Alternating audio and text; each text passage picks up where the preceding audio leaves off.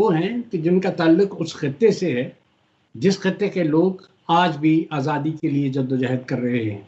ये मेरे 2 कश्मीरी भाई हैं और कश्मीरियों की जद्दोजहद में अपना हिस्सा डाल रहे हैं।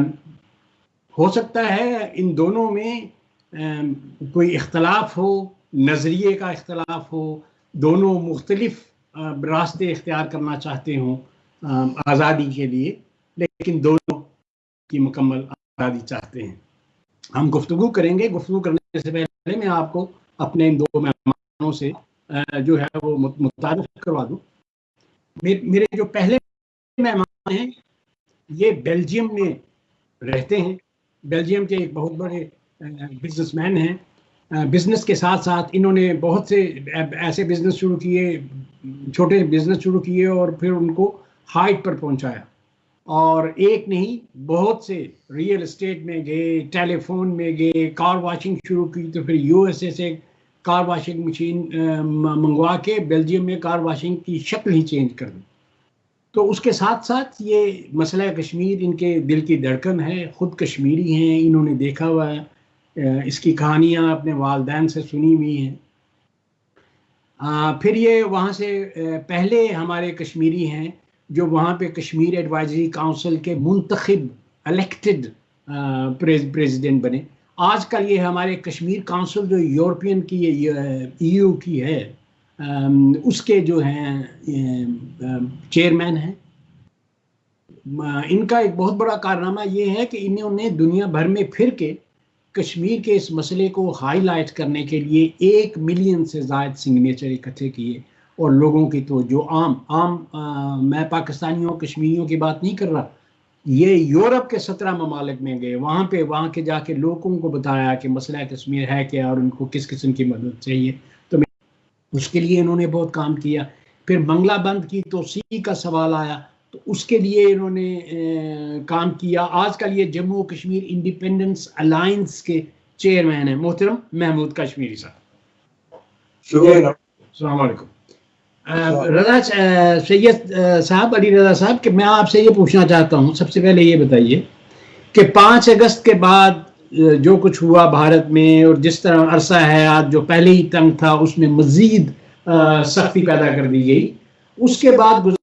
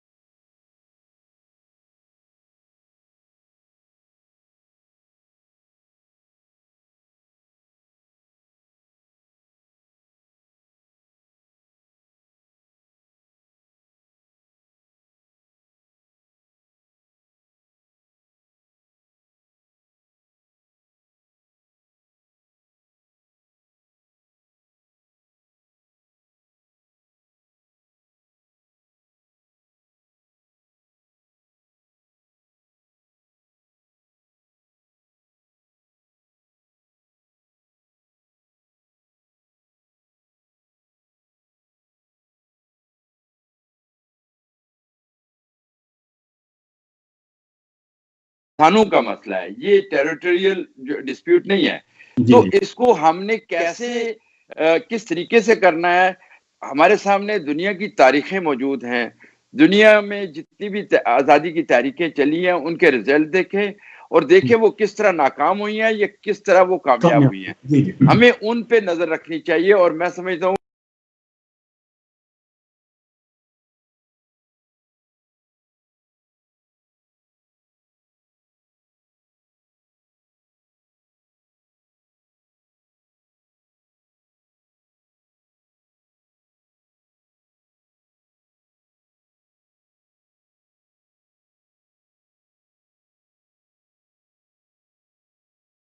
करने चाहिए थे।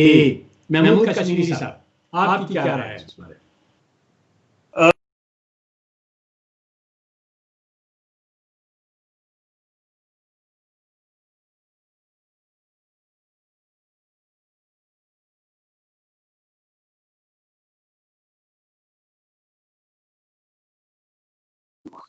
जी मैं इसको अली रजा साहब ने कहा कि पिछले एक साल से बढ़ के मैं ये कहना चाहता हूँ कि पिछले 73 सालों से जो है वो हमारा जो मसला कश्मीर है उसको अच्छे तरीके से डील नहीं किया गया। जो रियासत जम्मू कश्मीर के वारिस हैं, मालिक हैं, उनको बोलने का हक हासिल नहीं है। और आपने देखा होगा कि मौजूदा जो वजीर आजम है फारूक हैदर साहब, उन्होंने 2-3 बार पाकिस्तान के प्राइम मिनिस्टर साहब के सामने ये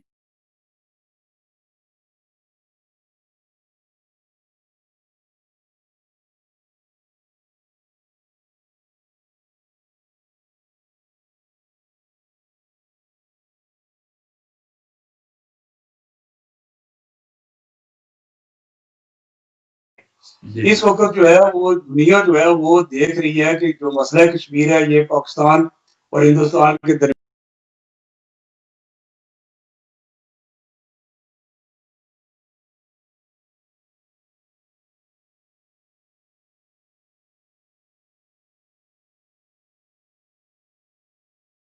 और पाकिस्तान ने जो है वो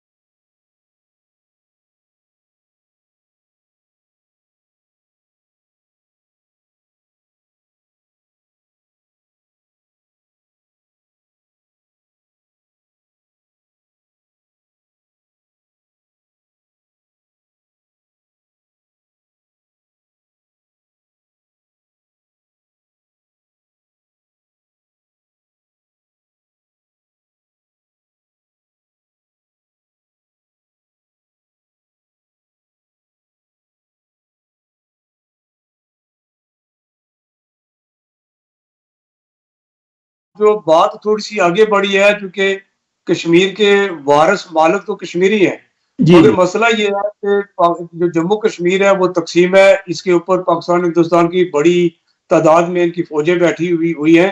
अब चूंकि एक तरफ तो पाकिस्तान ये कहता है कि जम्मू कश्मीर के लोगों को आके खुद अरदियत मिलना चाहिए और ये इनकी तकरीरें भी होती हैं, इनके बयानात भी होते हैं, मगर अमल कुछ और है। वो मेरा कहने का मकसद है कि पाकिस्तान क्यों नहीं हमारी इस जम्मू आजाद कश्मीर की हुकूमत को तस्लीम करता, क्यों हमें इजाजत नहीं दी जा रही कि हम अपने मसले को दुनिया के सामने पेश करें। और जब हम कश्मीरी फील्ड में होंगे तो उस वक्त हिंदुस्तान के लिए बहुत सारी मुश्किलात खड़ी हो सकती हैं, दुनिया उस पर जो है उसके खिलाफ आवाज बुलंद कर सकती है।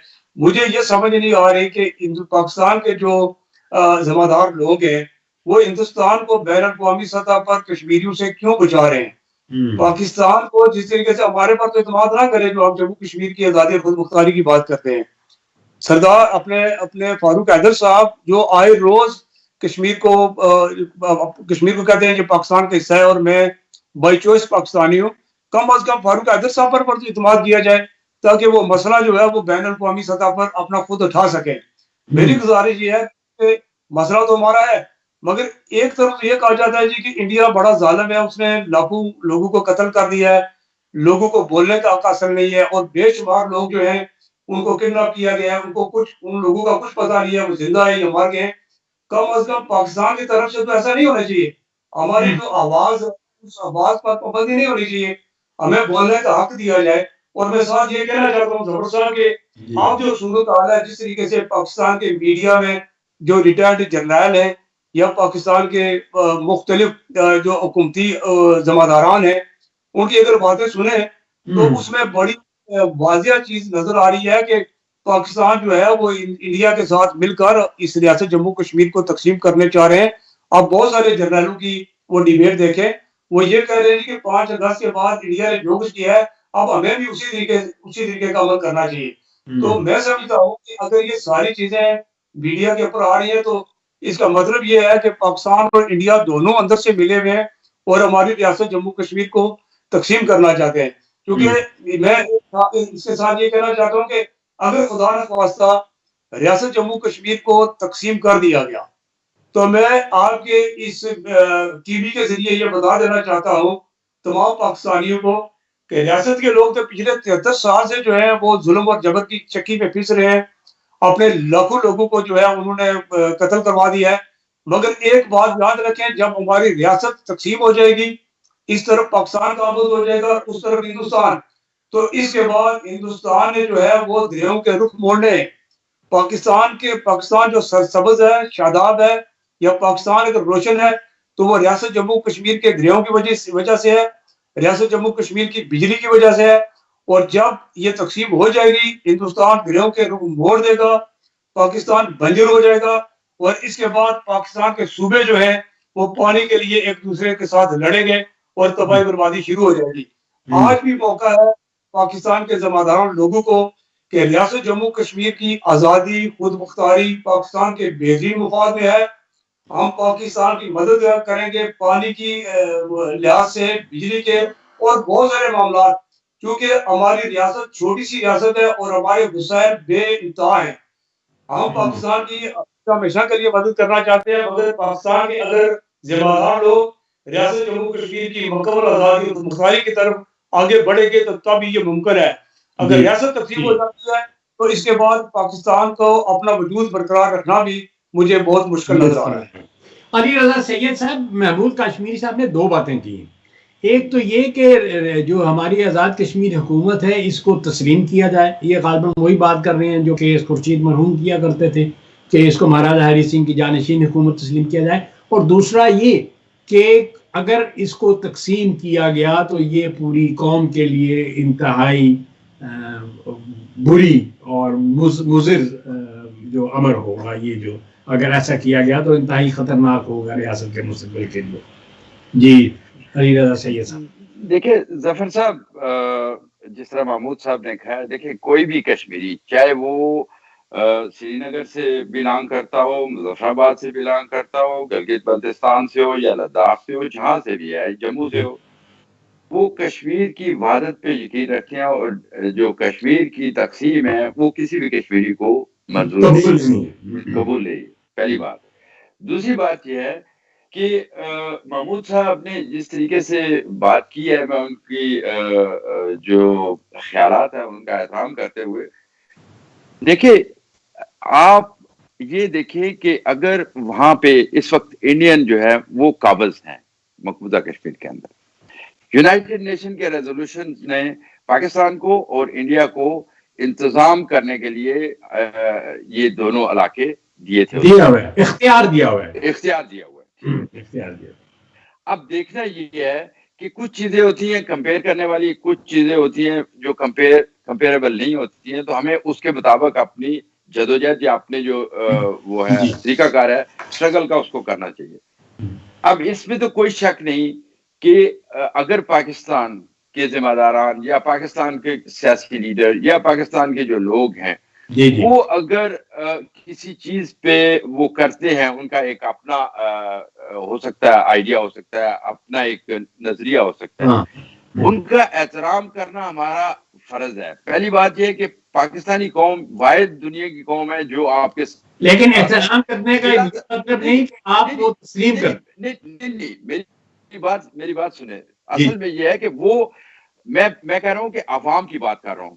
उसके बाद क्या पाकिस्तान के जो लोग हैं उनको हक है सोचने का, उनको भी उसी तरह हक है कि वो अपने मफादात, अपने मुल्क के मफादात के बारे में सोचें। हमें उस पर नाराज नहीं होना चाहिए, ये उनकी सोच है।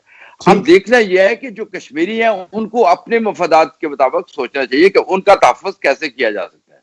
और यही मैं कहूँगा इंडिया के लिए भी कि इंडियन अगर लोग भी सोचते हैं कि उनके जो मफादात है उनका वो तहफ़्फ़ुज़ कैसे कर सकते हैं, या उनका सोचने का जो है उस पर कदगन नहीं लगाई जा सकती, पहली बात। उसके बाद देखना यह है कि क्या कश्मीरियों ने इस वक्त तक ये जो इशू है, जो अभी बात हो रही थी राजा फारूक हैदर साहब की, मुझे ये बताएं कि राजा फारूक हैदर साहब को कितनी पॉलिटिकल पार्टीज या कितने कश्मीरी हैं जो उनको सपोर्ट कर रहे हैं वहां पे? वो क्यों नहीं कर रहे? जब वो बात करते हैं, ठीक है ये उनका नजरिया होगा, वो कहते हैं कि जी मैं सबसे बड़ा पाकिस्तानी हूं, तो ठीक है उनकी सोच है। देखिए कश्मीरी तो हैं वो, आपको ये मानना पड़ेगा। अगर कोई कश्मीरी कहता है कि मैं चाइना के साथ जाना चाहता हूँ, इंडिया के साथ जाना चाहता हूँ, पाकिस्तान, उसका पूरा राइट है, सही। इसमें तो हमें कोई इख्तिलाफ नहीं होना चाहिए। अच्छा, अब देखना यह है कि अगर वही बात जो हम चाह रहे हैं, जो सारे हमारे दोस्त चाह रहे हैं, उसमें राजा फारूक हैदर साहब अगर वही बात कर रहे हैं जो सारे लोग कहते हैं, तो उनकी सपोर्ट करनी चाहिए ना, उनको बैक करना चाहिए। लेकिन मैं देख रहा हूं कि उनको बैकिंग नहीं मिलती। हमें छोटी छोटी नालियों पे और खंभों पे उनके ऊपर जो है ना वो शुरू हो जाते हैं सारे लोग। ये तारीख में के.एच. खुर्शीद साहब के बाद एक ऐसा मौका आया है कि हमारे यहाँ जो इस वक्त लीडरशिप मौजूद है, मेरा किसी पॉलिटिकल पार्टी से कोई तलक नहीं है, मैंने ना आज तक किसी पार्टी में शामिल हुआ, ना मैं राजा फारूक हैदर साहब को मैं ज्यादा नहीं जानता, वो मेरे पास इधर 2-4 दफा आए हैं, इससे ज्यादा मेरा उनके साथ कोई तलक नहीं। लेकिन वो कश्मीरियों के हमदर्द हैं, वो कश्मीर के लिए कुछ करना चाहते हैं, लेकिन खुदारा कश्मीरियों के लिए अगर वो करना चाहते हैं तो उनका साथ दीजिए, उनको सपोर्ट कीजिए। ये नहीं कि पॉलिटिकली उनको सपोर्ट कीजिए, लेकिन उनके जो ख्यालात हैं उसको सपोर्ट करें। अच्छा, उन चीजों को हासिल करने की अब स्ट्रेटेजी बनानी होगी। आप ये तो नहीं कह सकते कि आज ही जो है ना सुबह ये हो जाए या हम कल आजाद हो जाएंगे, कल हमें ये मिल जाएगा। नहीं, इस तरह नहीं होता है। हमें जो है अक्लमंदी से एक स्ट्रेटेजी बनानी चाहिए, और उस स्ट्रेटेजी पे सबसे पहली बात जो है कि कश्मीरी आपस में बैठ के, चाहे वो किसी भी नजरिए के हों, उनका एक दूसरे का एहतराम करते हुए बैठ के चाहिए कि हम एक बयानिया, एक ऐसी चीज सामने रखें जो वक्त के मुताबिक, हालात के मुताबिक, दुनिया के हालात के मुताबिक आप आहिस्ता आहिस्ता आगे बढ़ सकें। हमें एक यकदम अगर हम चाहते हैं ना कि यूनाइटेड नेशन के रेजोल्यूशन पे अमल हो जाएगा, या कश्मीरियों को खुद मुख्तारी मिल जाएगी, या कश्मीरियों को आजादी मिल जाएगी, इस तरह नहीं होता है। हमें दुनिया में देखना होगा, हमें अपनी स्ट्रेटेजी को, और जिस तरह महमूद कश्मीरी साहब चाहते हैं, मैं भी उसी तरह चाहता हूँ, दूसरे कश्मीरी भी उसी तरह चाहते हैं, चाहे वो जहां के भी हैं। वो चाहते हैं कि जो हमारे बहन भाई सफर कर रहे हैं, उनकी पहली जो होनी चाहिए प्रायोरिटी, सफरिंग खत्म हो, उसके बाद उनका जो बुनियादी हक है, उनको अपनी रायदही का वो हक मिले। और जिस दिन वो हक मिलेगा तो उसके बाद जो डिफरेंट नजरियात हैं वो अपने अपने उस पर कर रहे हैं, कंपेन कर रहे हैं, और जो मेजॉरिटी होगी आपको मानना पड़ेगा। मैं हालांकि मुझे पता है कि इंडिया के साथ कोई नहीं जाना चाहता इस वक्त, लेकिन अगर वो कहे भी तो आपको तस्लीम करना पड़ेगा, चाहे हम चाहें या ना चाहें। तो मेरा मकसद कहने का है कि हमें आपस में, एक तो है कि एक दूसरे को हम गद्दार, एक दूसरे को फलां का एजेंट ये कहना बंद करें। ठीक है, हमें नजरियात पे इख्तिलाफ हो सकता है, डिस्कस करें, और उसके बाद स्ट्रेटेजी ऐसी बनाएं। देखिए, दुनिया की तहरीकें जब कामयाब होती है, उसमें आपको दुनिया के ममालिक की हमायत चाहिए होती है, अवाम की हमायत चाहिए होती है। इसी तरह अगर हमें पाकिस्तान, बल्कि मैं कहूंगा कि इंडियन अवाम की भी हमें हमायत चाहिए, वो भी एक क्रूशल रोल अदा कर सकते हैं। लेकिन उसके लिए हमारी कोई स्ट्रेटेजी तो हो, हमें जज्बाती नहीं होना चाहिए, जो रेटरिक है वो नहीं चलेगा। जफर साहब, अब वक्त आ गया कि हम तहम्मुल से सोच समझ के अपने इकदाम करें ताकि हमारी सफरिंग खत्म हो और हमें वो हक की आजादी मिल सके। जी जी, महमूद कश्मीरी साहब, आपने सुना अली रजा सैयद साहब ने जो बात की है, बात तो बिल्कुल सही है। ये मसला कश्मीर सिर्फ कश्मीरियों के लिए ही नहीं है, ये हिंदुस्तान और पाकिस्तान में बसने वाले 1 अरब से ज्यादा इंसानों, 1.5 अरब इंसानों की जिंदगी और मौत का मसला है। उन्हें भी साफ पानी चाहिए, बेहतर हॉस्पिटल चाहिए, अच्छी तालीम चाहिए, ये उनका हक है उन लोगों का, चाहे वो हिंदू हैं, मुस्लिम हैं, मसीह हैं, कोई भी है। लेकिन ये तभी होगा जब ये मसला कश्मीर खत्म होगा और हम जो असलहे पे, दोनों ममालिक असलहे पे पैसा खर्च कर रहे हैं, वो बंद होगा। क्या कहते हैं जनाब? बिल्कुल ये बात सही है, क्योंकि इस खिते के अंदर ये जो बरसगीर जब तकसीम हुआ था, पाकिस्तान और इंडिया 2 मुल्क जो है उनका मर्ज वजूद में आया था। अगर एक कश्मीर का मसला जो है, अगर इसको पुरअमन तरीके से हल कर दिया गया होता और इस वक्त पाकिस्तान और हिंदुस्तान जो है वो बुलंदियों को छू रहे होते तामीर और तरक्की के हवाले से, पाकिस्तान और हिंदुस्तान के लोग जो हैं वो आज भी फुटपाथ पर जो है वहां पर ना सो रहे होते, भूखे ना सो रहे होते, उनको इलाज मुआवजे की सब सहूलतें मैसर होती। क्योंकि कश्मीर जो है ये बहुत सारे लोगों के लिए एक मुनाफा बख्श कारोबार है जी। और वो जो मुनाफा कमा रहे हैं वो नहीं चाहते हैं कि रियासत जम्मू कश्मीर का जो मसला है उसको हल किया जाए। अब मैं समझता हूँ कि जिस तरीके से अली रजा साहब ने जो बात की है कि जिस तरीके से पाकिस्तान और हिंदुस्तान के लोगों का भी मसला है, अगर पाकिस्तान और हिंदुस्तान के लोग चूंकि पाकिस्तान और हिंदुस्तान के लोगों को सच नहीं बताया जाता रहा, अब भी लोगों के साथ झूठ बोला जाता है। अगर लोगों के सामने सच रखा जाए तो पाकिस्तान और हिंदुस्तान के लोगों की जो अक्सरियत है वो जम्मू कश्मीर की आज़ादी की हमायत करे। क्योंकि जम्मू कश्मीर की वजह से आप देख लेंगे अभी जो हिंदुस्तान ने जो जंगी जहाज खरीदे हैं, इसी तरीके से पाकिस्तान जो है वो पैसा जो है डिफेंस पर लगाता है, और ये सारी चीजें जो है वो लोगों को तो उनका कोई फायदा नहीं है, और ये सारी चीजें जो है वो तबाही बर्बादी का सामान है। तो पाकिस्तान और हिंदुस्तान के दरमियान मसला है क्या? पहले तो बात यह है कि अगर हम ये कहें कि जी के हिंदुस्तान जो है वो जम्मू कश्मीर को छोड़ दे और पाकिस्तान ले ले, ये तो हिंदुस्तान एक बहुत बड़ा मुल्क है, वो तो ऐसा कभी भी नहीं करेगा। अगर इसी तरीके से पाकिस्तान को कहा जाए जी कि पाकिस्तान जो है वो जम्मू कश्मीर को छोड़ दे और हिंदुस्तान ले ले, तो ये भी मुमकिन नहीं है। अब बात यह है कि क्योंकि जो पाकिस्तान का मीडिया है, पाकिस्तान के मीडिया में कभी भी इस हवाले से जो है डिस्कशन नहीं हुई है। पाकिस्तान के मीडिया में रिटायर्ड जर्नल बैठते हैं, वहां पर मुख्तलिफ सियासी पार्टियों के रहनुमा बैठते हैं और लोगों को बेवकूफ बनाने के लिए जी कि हमारे पास एटम बम है, हम हिंदुस्तान को तबाह कर देंगे, और उस तरफ से जो नरेंद्र मोदी की जो टीम है वो भी इसी तरीके के जनाब वाला वो लश्करें लगाने शुरू कर देते हैं। तो ये दोनों ममालिक की जो गरीब अवाम है बेसिकली उसको पीस रहे हैं। ये मैं ये कहना चाहता हूँ कि रियासत जम्मू कश्मीर कोई बहुत बड़ी स्टेट नहीं है, ये छोटी सी स्टेट है, ये पाकिस्तान और हिंदुस्तान के कभी भी खिलाफ खड़ी नहीं होगी। इस स्टेट से दोनों ममालिक जो है पाकिस्तान हिंदुस्तान के मफादात जो मुंसलिक हैं रियासत जम्मू कश्मीर के साथ, हम उन मफादात का हम लोग तहफ़्फ़ुज़ करेंगे इन दोनों ममालिक की। हम चाहते हैं कि रियासत जम्मू कश्मीर जो है वो हिंदुस्तान और पाकिस्तान के दरमियान एक अमन का ब्रिज साबित हो। हम अमन कायम करना चाहते हैं, तो उसके लिए जरूरी है कि पाकिस्तान के मीडिया में जो रियासत जम्मू कश्मीर का जो असल इशू है, जो मसला है, उसको जो है सबसे पहली बात यह है कि जब 14 अगस्त को पाकिस्तान बनता है तो पाकिस्तान की बाउंड्री लाइन का तयन कर दिया जाता है कि इन इलाकों पर मुश्तमिल जो है वो पाकिस्तान होगा। इसी तरीके से हिंदुस्तान का भी इंडिया भारत जो भी उसका नाम है उसका भी तयन कर दिया जाता है कि ये इन इलाकों पर मुश्तमिल इंडिया भारत है। और रियासत जम्मू कश्मीर जो है वो 15 अगस्त 1947 तक जो है जो रियासत का महाराजा था उसने ना हिंदुस्तान के साथ एक्सेशन किया ना पाकिस्तान के साथ किया, बल्कि महाराजा ने जो है एक स्टैंड स्टिल एग्रीमेंट जो है वो पाकिस्तान के साथ किया था और यही ऑफर उसने इंडिया के साथ भी की थी। आप देखें कि अगर असूली तौर पर कानूनी तौर पर अगर चीज देखा जाए तो 15 अगस्त को जो है वो हमारी रियासत जम्मू कश्मीर आजाद हो जाती है। 15 अगस्त से अक्टूबर तक एक आजाद रियासत थी। ये आजाद रियासत थी। 15 अगस्त से लेकर 26 अक्टूबर तक एक आजाद रियासत थी। और इसके बाद जो है इस रियासत के अंदर जो है बाहर से लोग दाखिल हुए और जो है महाराजा जो था वो रियासत को एक आजाद खुद मुख्तार रखना चाहता था। वो हालात ऐसे बदले कि ये तो दोनों नए ममालिक बने थे, इन्होंने जो तामीर को तरक्की करनी थी, अपने लोगों की खुशहाली लानी थी, उसको छोड़कर वो एक छोटे से खिता जमीन को हासिल करने के लिए, अपनी अपनी सरहदों को तोसी देने के लिए अरबों इंसानों को जनाब अल्लाह इन्होंने यरगमाल बना रखा है।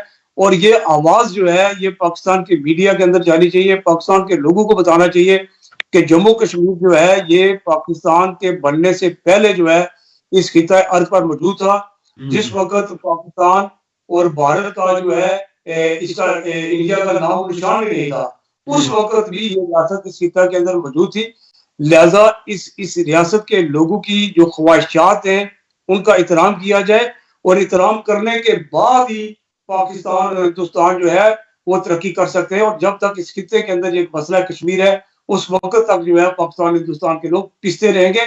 ये बात जो है ये मैसेज जो है पाकिस्तान के महमूद कश्मीरी साहब, आपने जो बात की है उससे ज़ाहिर है अली रजा सैयद साहब को तो इख्तलाफ हो ही नहीं सकता, ना ही किसी कश्मीरी को इख्तलाफ हो सकता है और ना ही किसी इंसान समझदार इंसान को ये हो सकता है कि ये इस मसले को समझने की ज़रूरत है तो और उसको उसके मुताबिक हल करने की ज़रूरत है। अली रजा सैयद साहब, ये बताइए, ये तो सही हुआ कि हमने गुज़श्ता 73 बरस में 72 बरस में गलतियाँ की हैं, कोताहियाँ की हैं और हमारी गलतियां कोताहियों की वजह से ये मसला आज तक हल नहीं हो सकता। लेकिन अब ये बताइए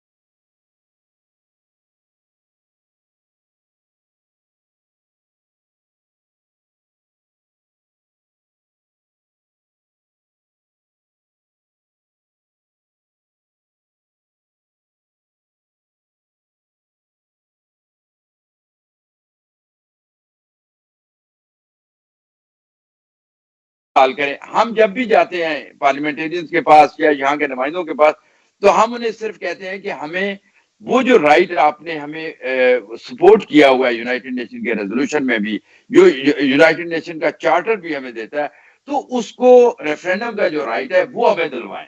अच्छा, उसके बाद जो भी कश्मीरी फैसला करेंगे वो जो होगा एक्सेप्टेबल होगा, लेकिन हमें रेफरेंडम दिलवाएं।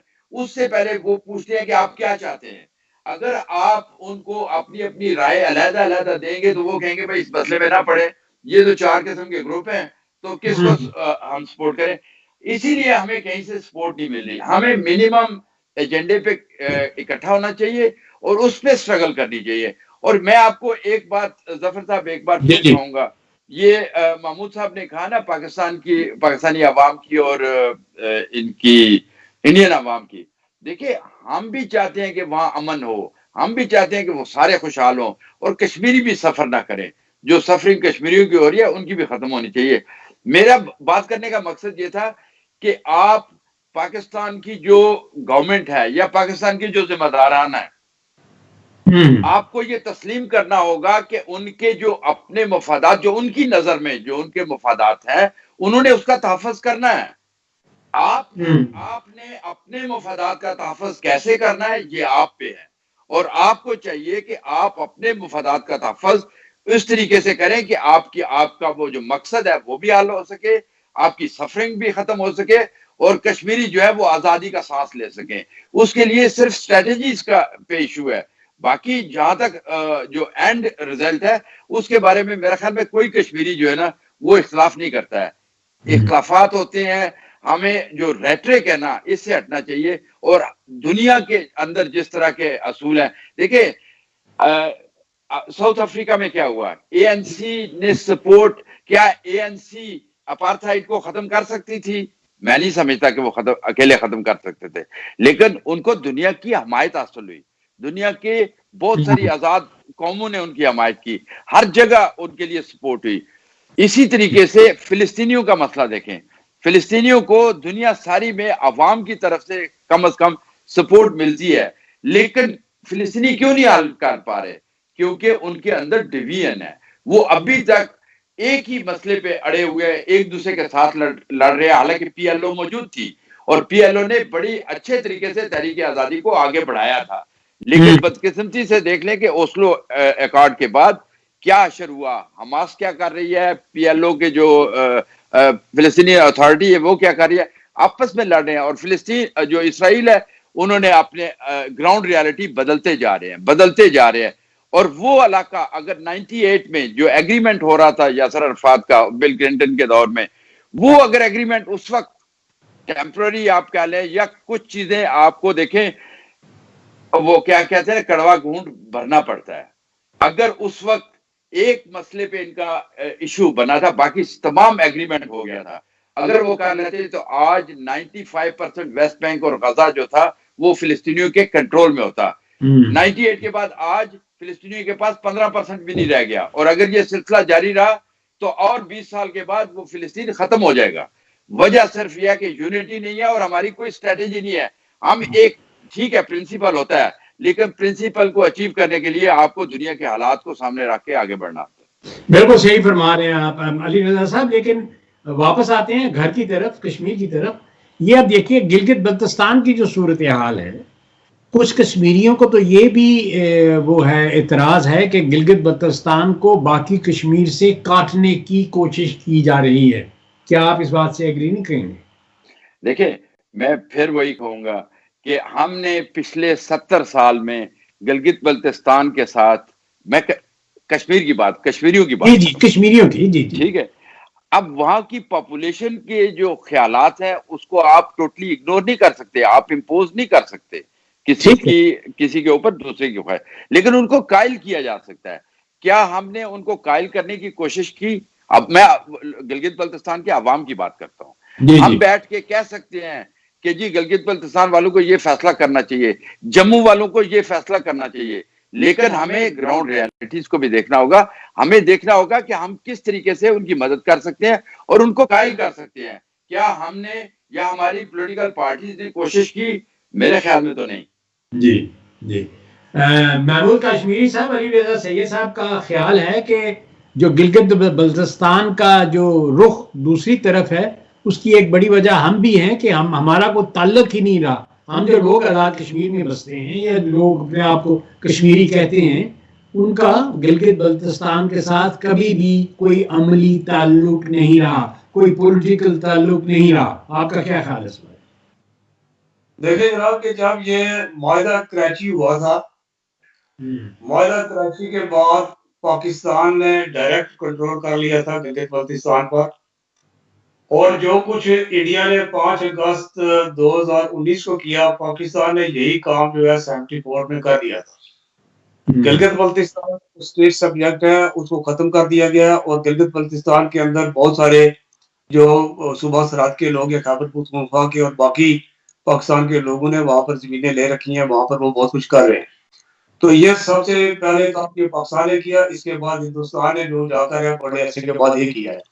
और जहां तक तल्लक है अली रजा साहब का ये कहने का कि हमारा वहां पर रब्ता नहीं है, देखें गिलगित बल्तिस्तान के अंदर हमारी जितनी भी लीडरशिप थी वो गिलगित बल्तिस्तान में जाते रहे और उनको उठाकर बाहर फेंका जाता रहा, उनको हवालातों में बंद किया जाता रहा, ये बहुत बार हुआ। इसके बाद हमारी पार्टी के जो सदर थे सरदार आरफ शाहिद, उन्होंने गिलगित बल्तिस्तान में बहुत काम किया। बहुत सारे गिलगित बल्तिस्तान के लोगों को एक अलायंस बनाया गया था जो आजाद कश्मीर और गिलगित बल्तिस्तान की मुख्तलिफ पार्टियों के पार्टी पर मुश्तमिल था, ऑल पार्टी नेशनल अलायंस। और सरदार आरफ शाहिद साहब ने उन गिलगित बल्तिस्तान के दोस्तों को, भाइयों को, वो जो है आजाद कश्मीर के मुख्तलिफ शहरों का दौरा कराया, वहां पर पब्लिक मीटिंग्स की, बहुत सारे किए। और वो जो नाराजगी थी वो भी पैदा की गई थी गिलगित बल्तिस्तान के लोगों के साथ, कश्मीर के लोगों के दरमियान कोई ऐसा मसला नहीं था। जब ये लोग आए एक दूसरे के साथ मिले, बल्कि मैं अपनी आपको सामने बात रखता हूँ कि मैं एक बार गया हुआ था कश्मीर, तो पाकिस्तान रावलपिंडी के शहर में वो प्रेस क्लब में एक कॉन्फ्रेंस थी, जिस कॉन्फ्रेंस में तकरीबन ऑलमोस्ट ज्यादातर गिलगित बल्तिस्तान के लोग थे। उस कॉन्फ्रेंस में 5-7 लोग थे जिनका ताल्लुक आजाद कश्मीर से था। और मैं वहां जाकर वो मैं सुनकर मैं बड़ा परेशान हुआ कि जो शख्स भी स्टेज पर आता था और ये कहता था जी कि जो कश्मीरी हैं उन्होंने हमारा बेड़ा गर्क कर दिया है और खुद तो मजे के साथ हैं और आज हम जो है बड़ी मुश्किलात का शिकार हैं। वो सारे के सारे जो थे मेरी तकरीर से पहले वो उनको सारे का रवैया यही था कि वो सारी जिम्मेदारी हम पर डाल रहे थे कि हमने सारा उनके खिलाफ सब जो कुछ किया हमने किया है। तो जब मैंने वहां पर बात की तो मैंने उन्हें कहा कि आप दोस्तों भाइयों के जितने भी जो नाराजगी है, गुस्सा है, वो बिल्कुल बजा है।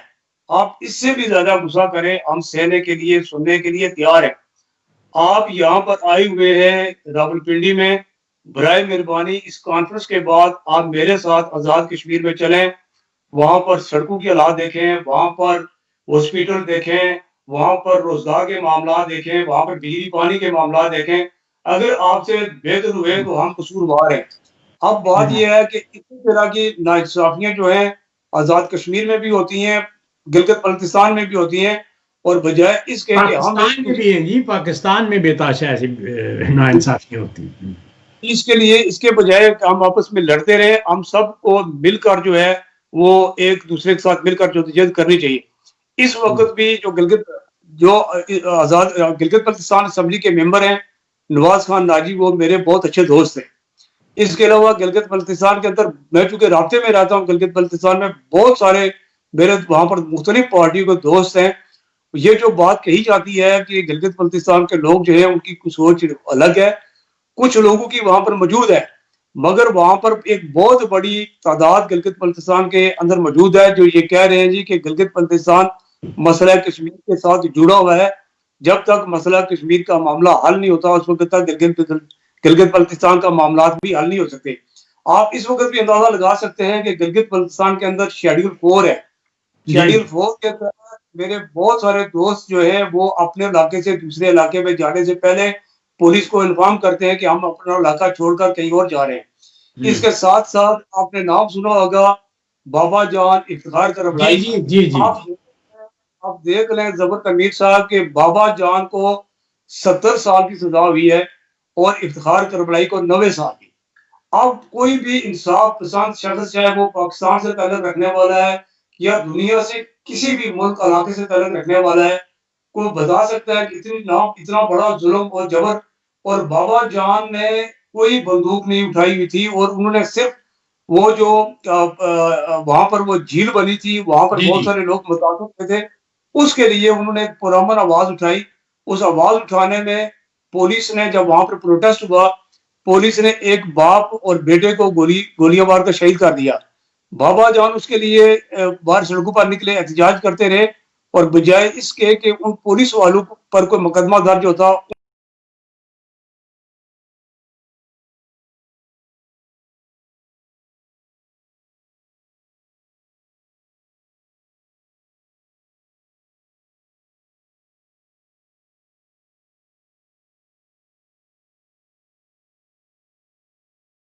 को सियासी बुनियाद पर जो है इतनी लंबी सजाएं सुनाई गई है।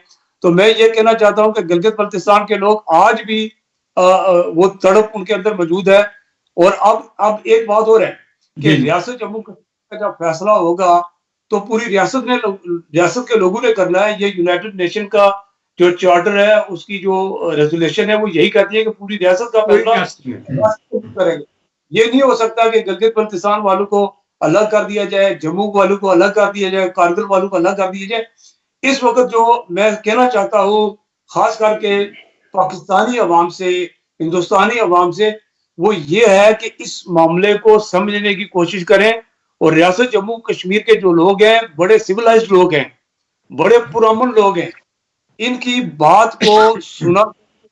ये खित्ता जो है जम्मू कश्मीर है, ये पाकिस्तान और हिंदुस्तान देखना चाहते हैं।